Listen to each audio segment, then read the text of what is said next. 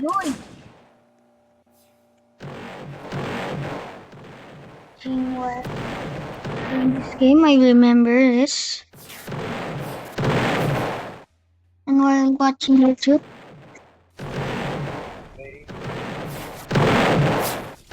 That war is good for absolutely nothing, but it has its militaries all over the world to create some insane wacky systems. From a personal helicopter to a tank motorcycle, and of course, wait, the sword whip. so they, Get ready to lock where's and it? load as we explore all of this and more, charging into history's.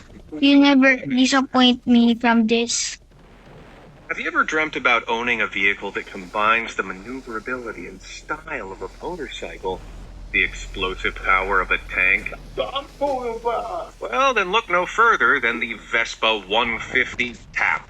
Developed by the French military in the 1950s, the TAP was designed to be a nimble, lightweight vehicle that could provide explosive firepower on the battlefield. As you can see, the vehicle is quite literally just a civilian Vespa with a giant gun stuck on it. It was outfitted with a reinforced frame, equipment racks, and customized gears that allowed it to accelerate fast and navigate rougher terrain. All of this was powered by a measly 145cc engine, but this still allowed the 250-pound monstrosity to reach speeds upwards of 40 miles. The gun awkwardly I know mounted my team is up 75 when they millimeter cannot even keep up. gas out the back as it's fired to thrust the gun forward and counteract any recoil. This design typically allows large weapons to be fired by individual soldiers, and in this case, it allowed the 150 TAP to fire without being completely destroyed. These shots packed a wallop, and the 150 was capable of explosive tank rounds that were stored directly under the driver's spud. This meant that the little moped was able to go head-to-head with tanks, but you had to pray that you didn't drive over a dramatic speed bump while whizzing around the battlefield. As if all of this wasn't ridiculous enough, the 150 was designed to be used to fight paratroopers. The mopeds were parachute dropped out of planes alongside a regular Vespa to carry extra ammunition. Between 500 and 600 TAPs were produced, and they even saw use during the French-Algerian War, which lasted from 1954 to 1962.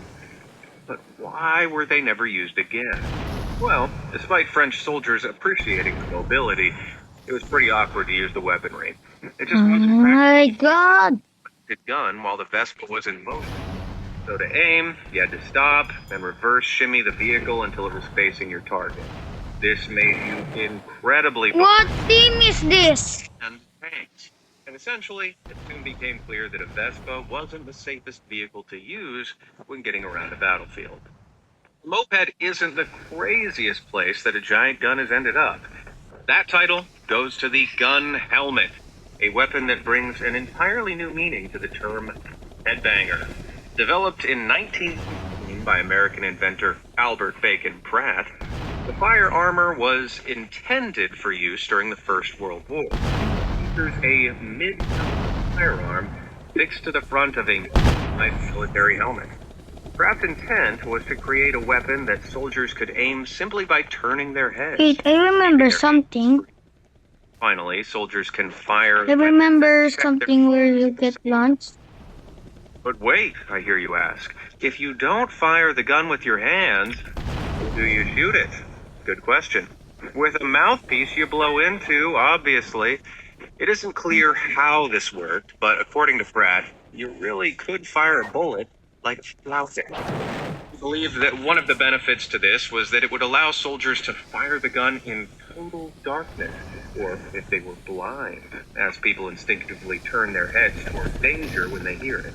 Now, we here at VMAs support equal opportunity hiring practices, but I think most blind people would agree they shouldn't be your first choice to a rifle. In addition to other flaws, like your trigger tube getting pinched, accidentally firing when you sneeze,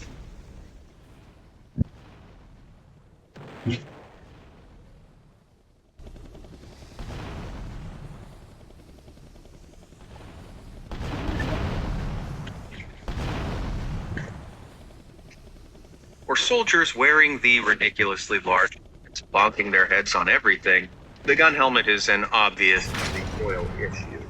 Imagine if, when you find one, the pushback of the recoil wasn't evenly distributed along both of your hands and arms, but instead was Ooh, placed it's big. squarely on your neck. Ouch. Now, Pratt claimed the gun helmet design took this into consideration, but I didn't find any evidence of this, aside him saying, "Trust me, bro." So you won't be surprised to hear that the American military dome rocker. As the decades rolled by, however, the U.S. did see the utility of multiple different helmet-mounted devices, such as lights, radios, and HMDs, or helmet-mounted displays. So it would be nice to think that the U.S. military took inspiration from Pratt's device, and from now on, when it comes to helmet-mounted weaponry, that might just be my head canon. Your AI forgets everything. The AI doesn't. It remembers your life. And brings it back right when you need it. Why are you? Wait, why are we freaking out? Whether it's guns or, well, all other aspects of life, we men know that bigger is always better, right, fellas? Well, back in World War I, the Russian military clearly thinks the same as they set out to make the largest Wait, where and did that craziest happen? tank the world has ever seen. The so Fire. Oh, the red is blooming. It's literally nothing. Finally, I can get into this jet.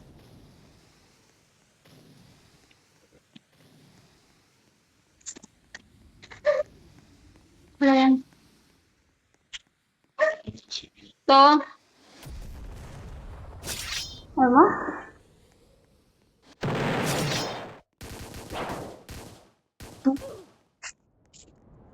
Why does everyone keep?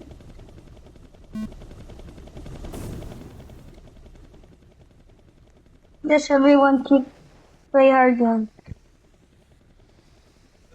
Now where did bro go?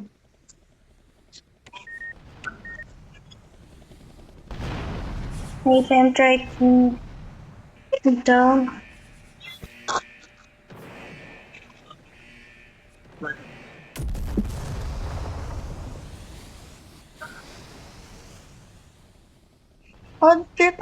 How do I keep destroyed?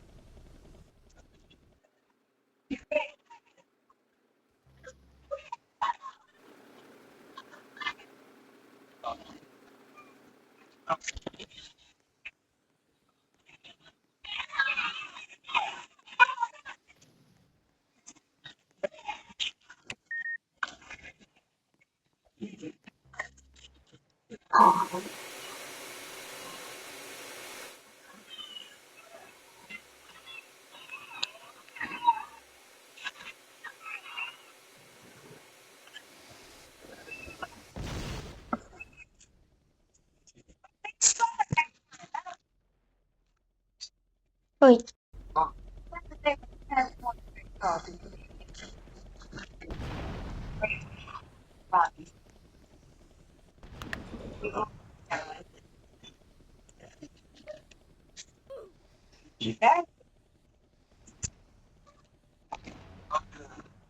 A master plan.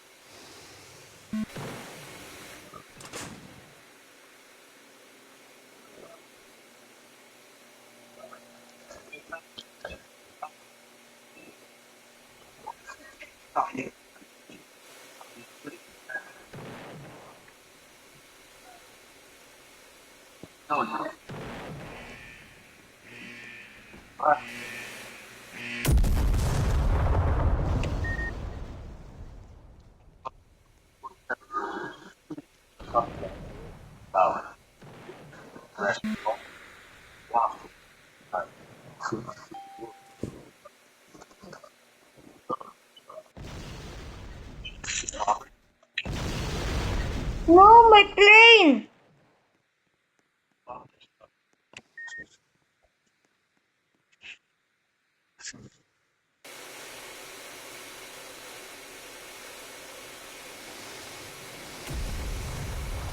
That was a direct hit.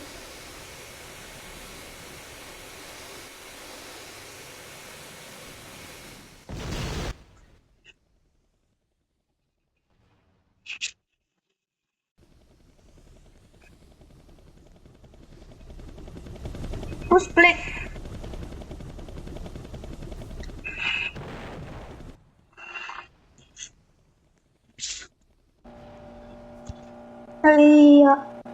Yellow under.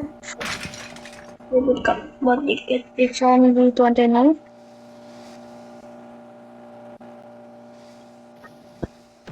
Sa'yo na yan. Itapon mo. Meron ko? I'm done. Ay, sorry.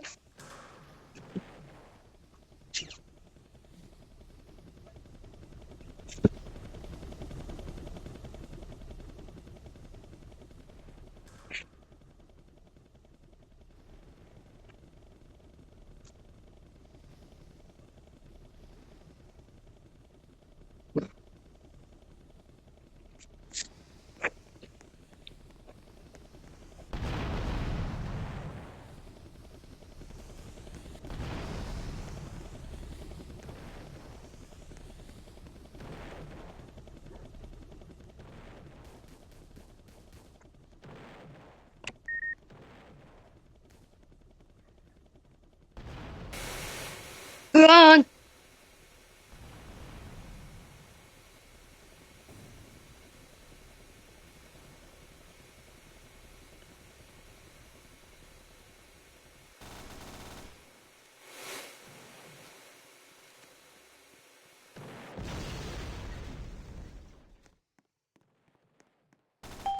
I got one.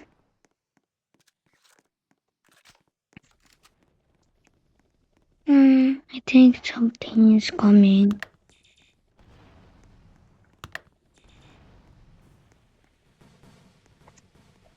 Giant was a mobile piece of weaponry designed to demolish blockades and even fortresses. So, it was absolutely Anti-death enormous. nuts. Feet tall, which is roughly the same size as a three-story building. As you can imagine, it was pretty heavy too, and it weighed in at a hefty 60 tons, 9 times heavier than an African elephant. The heavy vehicle also boasted some heavy weaponry, as it was outfitted with two 57mm cannons and two Maxim guns. For this thing to even it was powered with an aircraft engine that could reach speeds of up to 10 miles per hour, which is actually faster than I would have thought. Especially impressive considering that it's reverse tricycle. Nanay!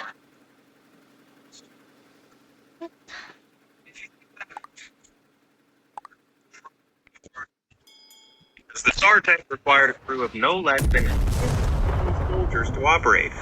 Now, despite these flaws, Tsar Nicholas II immediately commissioned the tank to be built after seeing a small wooden mock-up of its design. A prime example of the kind of decision-making that made him so with the peasants. Your phone could pick up the tab. Steam, Spotify, Roblox, your call. Bixberry runs quietly in the background, your phone helps power AI, and you get real reward codes back. Over 5,000 to choose from. Pick your reward. Rewards are sent directly to your inbox. Get Bixberry free. We bought the target.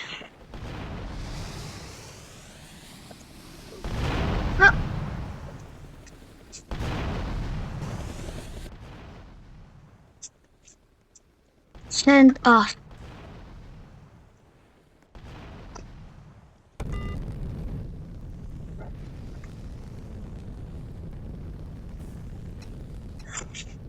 The Tsar gets what the Tsar wants, and one of these loony tanks was built in 1915. Now, the world at large, when they tested the vehicle, they found that the tank's size, weight, and crew requirements made it highly inconvenient. Worse still, its dinky roller regularly got stuck in the earth and prevented the whole thing from moving. Now, you don't exactly want your super tank being rendered a giant useless paperweight if it drives over a puddle. So, the project was canceled, and the only Tsar tank built is sent for scrap in 1923. I think this tank was always doomed to Tsar-tane failure, but the world didn't learn from Russia's mistakes, and other militaries went on to develop weird and wacky tanks of their own. No! Monstrosity The gun! is the Great Ferret. Panjandrum, God, what is that? a tank designed by the British during World War II. Most military vehicles use their wheels to help transport soldiers and weapons, but with the Panjandrum, as the entire tank was essentially a rocket-propelled battering ram. The Panjandrum's job was to plow straight into the enemy, using its 10-foot-tall wheels to crash through their fortifications. The tank didn't carry guns, but would be loaded with 4,000 pounds of explosives. So once it pushed through the enemy line and reached its target, it would detonate to cause destruction. Unlike the pathetic Tsar tank, the Panjandrum could reach speeds of up to 60 miles per hour, which is pretty impressive considering it looks like something the X-Men would fight in a comic book. It was hoped that mighty Death Strike would be ready for D-Day to help the Allies smash through German Atlantic Wall in occupied Europe. This was essentially a thick line of fortifications with concrete walls, mines, and heavy artillery I'm not even watching. coast when they took France and Norway. But as cool as the idea of the Panjandrum is, its flaws become self-evident when you describe the thing out loud. A giant, driverless, rocket-propelled Segway loaded with explosives. The vehicle underwent testing in 1943, and as you can imagine, it didn't go well. As the rockets fired and the Panjandrum went flying across the testing site, it was impossible to and the vehicle was simply too dangerous and unreliable Wait, to produce. what is happening? Brits scrapped the idea, right?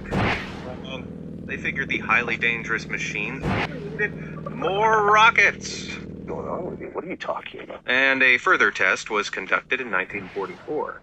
This was even worse, as the machine's rockets detached from the wheels and started firing off in random directions as the vehicle itself turned and started thundering towards the spectators watching the trial. Fortunately, as the admirals and generals watching dove for cover, the last of the Panjandrum's rockets fired, disintegrating the entire vehicle in a violent explosion. Talk about pandemonium.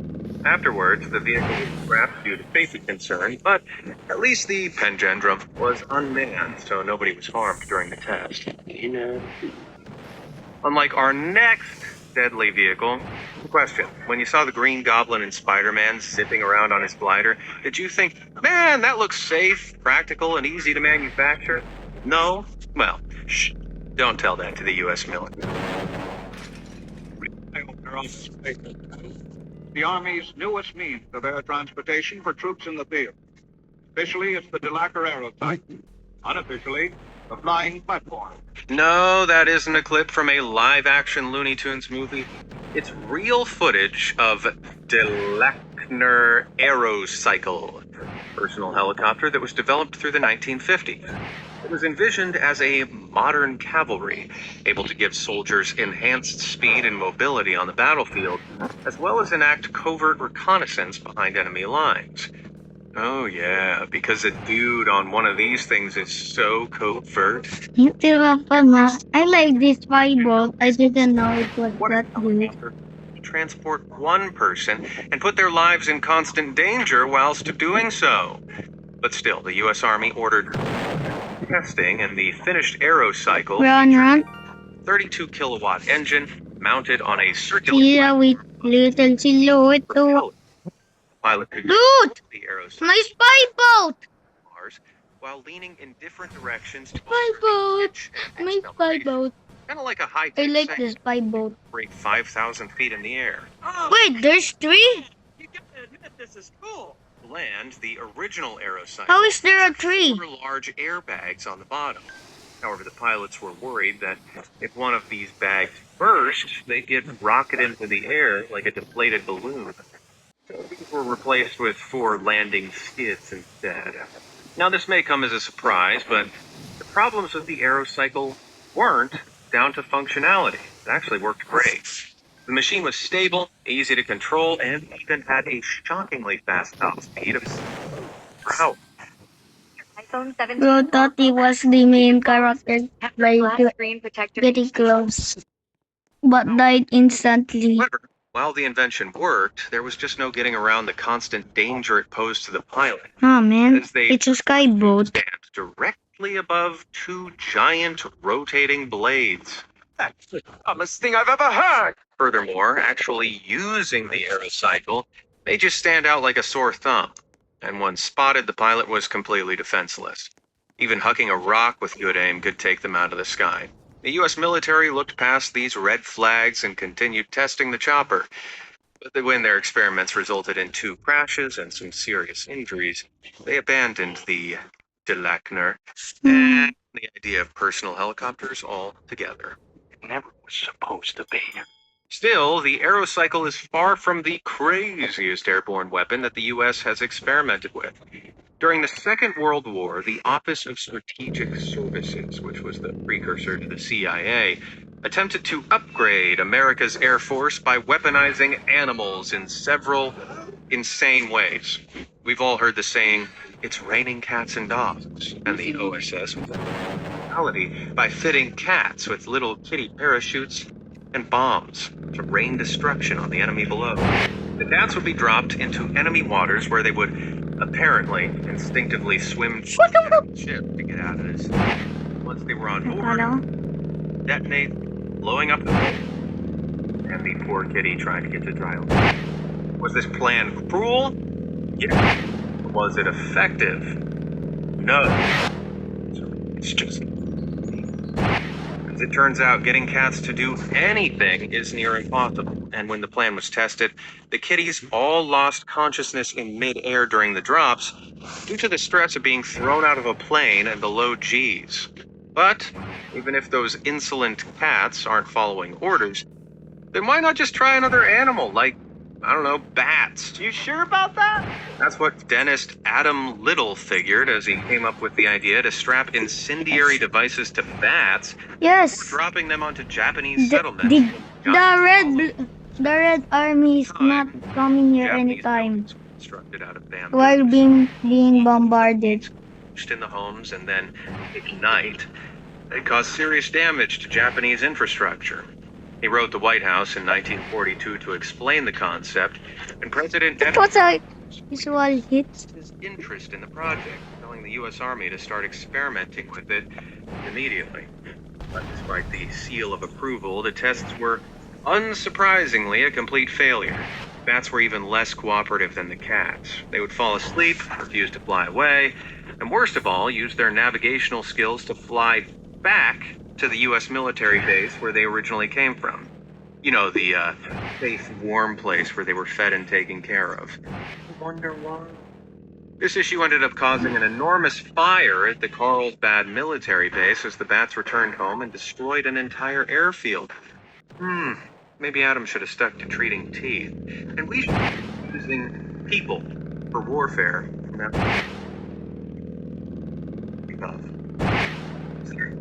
Thing cooler than a gun that doesn't look like a gun.